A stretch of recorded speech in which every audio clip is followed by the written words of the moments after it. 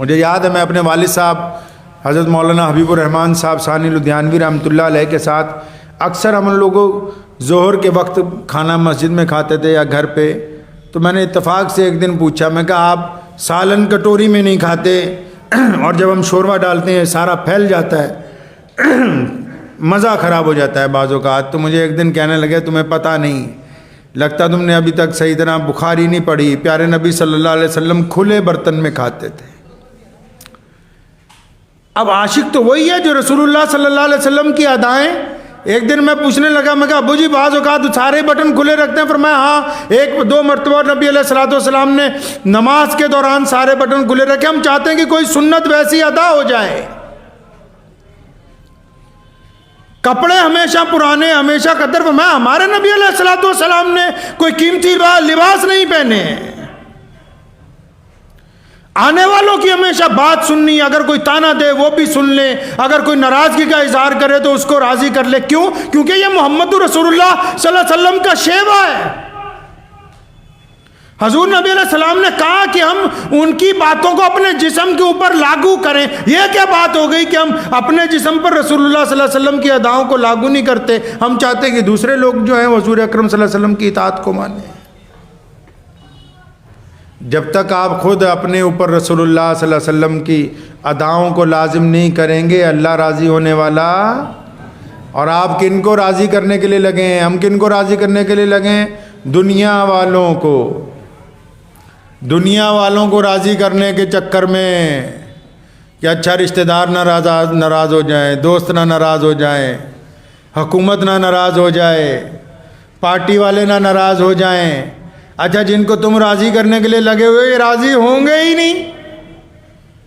اللہ فرماتے ہیں جن میں تم عزت تلاش کرتے ہو ان کے پاس تو عزت ہے ہی نہیں.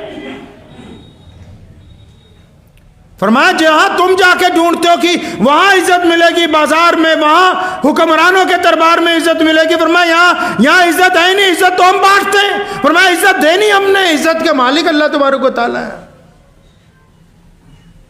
تو عزت جب اللہ تبارک و تعالیٰ نے دینی تو اللہ تبارک و تعالیٰ کی فرما برداری کرنی چاہیے. حضرات صحابہ کرام رضی اللہ تعالیٰ اجمعین کے بعد سے لے کے آج تک اگر داستان نبوت کے عشق میں, اگر نبوت کی عشق کی داستان میں کوئی چیز مسلسل چلی آتی ہے, اگر رسول اللہ صلی اللہ علیہ وسلم سے لے کے آج تک پوری کائنات میں کوئی چیز پوری لگاتار ایک روایت کے ساتھ قائم ہے, تو اللہ کے نبی صلی اللہ علیہ وسلم کے ساتھ مسلمانوں کا عشق ہے, مسلمانوں کی وفاداریاں ہیں.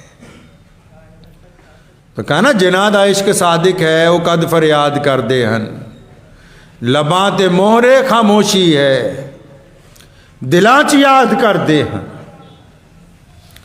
نبی اکرم صلی اللہ علیہ وسلم کی اتباع کے لیے, رسول اللہ صلی اللہ علیہ وسلم کے پیچھے چلنے کے لیے رسول اللہ صلی اللہ علیہ وسلم کی ادائیں اپنانی پڑتی ہیں.